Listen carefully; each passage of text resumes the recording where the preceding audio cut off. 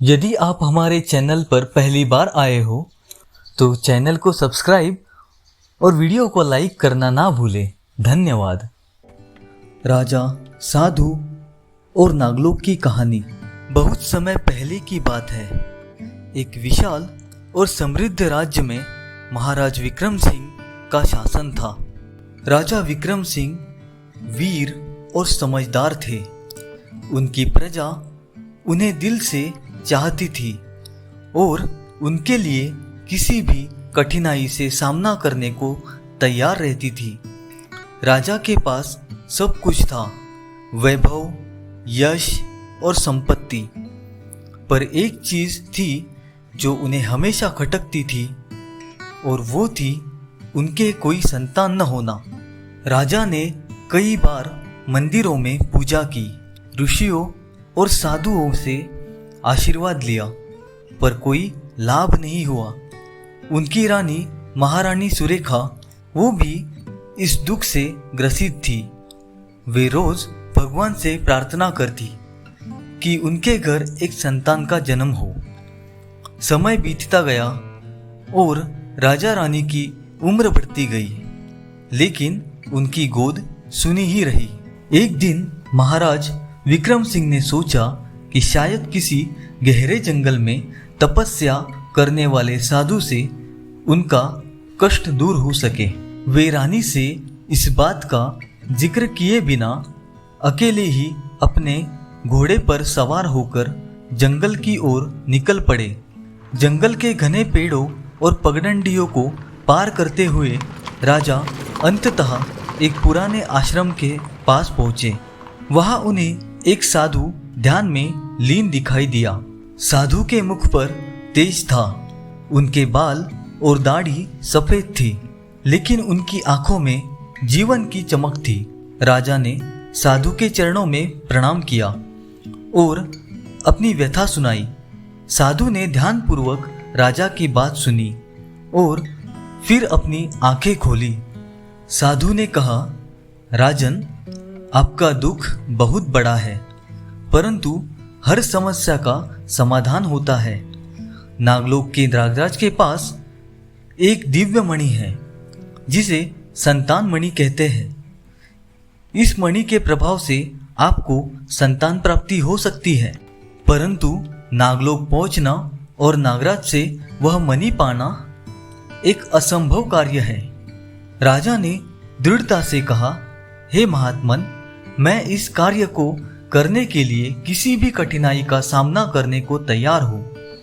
कृपया मुझे नागलोक पहुंचने का मार्ग बताएं। साधु ने राजा की इच्छा शक्ति देखी और उन्हें नागलोक का मार्ग बताया। उन्होंने कहा कि नागलोक तक पहुंचने के लिए एक गहरी गुफा से होकर गुजरना पड़ेगा और उस गुफा की रखवाली नागिनों का एक दल करता है। राजा ने साधु से आशीर्वाद लिया और नागलोक की ओर प्रस्थान किया। राजा विक्रम सिंह ने कठिन यात्रा की। वे गहरे जंगलों, ऊंची पहाड़ियों और भयावह घाटियों को पार कर उस गुफा तक पहुंचे। गुफा के द्वार पर जैसे ही वे पहुंचे, नागिनों का दल प्रकट हुआ। वे गुफा की ओर बढ़ने लगे। तभी नागिनों ने उन्हें रोका और चेतावनी दी कि अगर वे आगे बढ़े तो उन्हें जीवित नहीं छोड़ा जाएगा। पर राजा ने अपनी तलवार निकाल ली और कहा, मुझे नागराज से मिलना ही होगा, चाहे कुछ भी हो जाए। मैं कोई अहित नहीं चाहता, पर अगर मुझे रोका गया तो मैं लड़ाई करूंगा। नागिनों ने राजा की बहादुरी देखी और उन्हें आगे जाने दिया। वे गुफा के अंदर प्रवेश किए और आखिरकार नागलोक पहुंचे। नागलोक में प्रवेश करते ही राजा ने एक अद्भुत दृश्य देखा। चारों ओर सर्प और उनके बीच में नागराज अपने सिंहासन पर विराजमान थे। नागराज ने राजा को देखा और कहा, राजा विक्रम सिंह, मुझे पता था कि एक दिन तुम यहाँ आओगे। तुम्हारी मंशा क्या है? राजा ने झुककर प्रणाम किया और अपनी मंशा बताई। नागराज ने गंभीर होकर कहा, तुम्हारी इच्छा कठिन है। संतान मणि कोई साधारण मणि नहीं है। इसके लिए तुमसे एक प्रतिज्ञा लेनी होगी। राजा ने प्रतिज्ञा के लिए सहमति दे दी। नागराज ने कहा, इस मणि का प्रभाव तभी काम करेगा जब तुम इसे पूरी ईमानदारी और सच्चाई से उपयोग करोगे।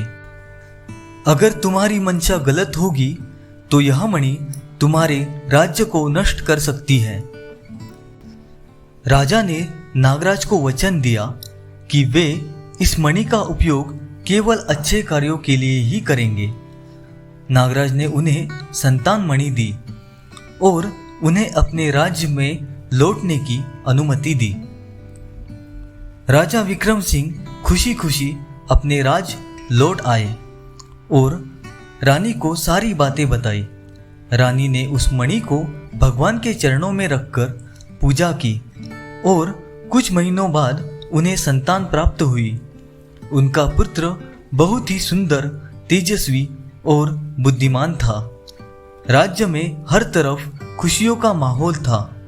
परंतु जैसे जैसे समय बीतता गया, राजा और रानी को उस मणि की शक्ति का एहसास हुआ। वह मणि केवल संतान देने की शक्ति नहीं रखती थी, बल्कि राज्य के हर कार्य में चमत्कार कर सकती थी। राजा ने उस मणि का उपयोग अपने राज्य की भलाई के लिए करना शुरू कर दिया, परंतु जल्द ही लालच उनके मन में घर कर गया। राजा ने सोचा, अगर इस मणि के कारण मुझे इतना कुछ मिल सकता है तो क्यों न इसका उपयोग और भी बड़े कार्यों के लिए किया जाए। उन्होंने मणि का उपयोग युद्धों में विजय पाने के लिए करना शुरू कर दिया। उन्होंने अपने पड़ोसी राज्यों पर आक्रमण कर दिया और मणि की शक्ति से उन्हें पराजित कर दिया। राजा की जीतों का सिलसिला जारी रहा, परंतु उन्होंने भूल कर दी कि नागराज ने उन्हें मणि के दुरुपयोग से मना किया था। जैसे ही उन्होंने मणि का दुरुपयोग बुरे कार्यों के लिए किया, मणि का रंग धीरे धीरे काला होने लगा। एक दिन जब राजा विक्रम सिंह ने फिर से मणि का उपयोग करना चाहा, तो मणि से एक तेज चमक निकली और पूरी सभा में अंधकार छा गया। तभी मणि से एक आवाज आई, राजा विक्रम सिंह, तुमने मेरे साथ विश्वासघात किया है। अब तुम्हारा राज्य इस मणि के अभिशाप का शिकार होगा। राजा विक्रम सिंह घबरा गए और उन्होंने मणि को वापस नागराज को लौटाने का प्रयास किया, परंतु तब तक बहुत देर हो चुकी थी। राज्य में बुरी घटनाएं होने लगी, फसलें सूखने लगी, प्रजा में बीमारियां फैलने लगी और राज्य का वैभव धीरे धीरे नष्ट होने लगा। राजा विक्रम सिंह को अपनी गलती का एहसास हुआ। उन्होंने मणि को नागराज के पास वापस करने का निश्चय किया। राजा विक्रम सिंह फिर से नागलोक की ओर रवाना हुए। इस बार उनका उद्देश्य मणि को वापस करना था, ताकि उनका राज्य नागराज के अभिशाप से मुक्त हो सके। वे फिर से उसी गुफा तक पहुंचे जहां नागिनों का दल पहरेदारी कर रहा था। नागिनों ने राजा को देखकर पूछा, राजन, तुम फिर यहाँ क्यों आए हो? क्या तुम्हें नागराज ने अनुमति दी है? राजा ने सिर झुकाकर कहा, मुझे अपनी गलती का एहसास हो गया है। मैं मणि को वापस करने आया हूँ। मुझे नागराज से मिलने दिया जाए। नागिनों ने राजा को आगे जाने दिया। इस बार नागलोक में प्रवेश करते ही राजा ने देखा कि वहां का माहौल पहले जैसा नहीं था। नागराज अपने सिंहासन पर गंभीर मुद्रा में बैठे थे। राजा ने मणि को उनके चरणों में रखकर माफी मांगी और अपनी सारी गलतियों का प्रायश्चित किया। नागराज ने उनकी बात ध्यान से सुनी और फिर मणि को उठाकर कहा, राजन, तुम्हारी गलती बहुत बड़ी थी, लेकिन तुम्हारी माफी भी सच्ची है। इस बार मैं तुम्हें माफ कर रहा हूँ, परंतु याद रखना, इस मणि का दुरुपयोग दोबारा न हो। राजा ने वचन दिया कि वे अब कोई भी गलत कार्य नहीं करेंगे। नागराज ने उन्हें मणि का अभिशाप हटाने का आशीर्वाद दिया और कहा कि अब यह मणि तुम्हारे काम नहीं आएगी, परंतु तुम्हारे राज्य को इसके अभिशाप से मुक्त कर दिया जाएगा। राजा ने सिर झुकाकर नागराज का धन्यवाद किया और नागलोक से वापस अपने राज्य की ओर चल पड़े। जब राजा अपने राज्य में लौटे तो उन्होंने देखा कि अब वहाँ के हालात बदल चुके हैं। फसलें फिर से लहराने लगी थी और बीमारियों का असर कम हो गया था।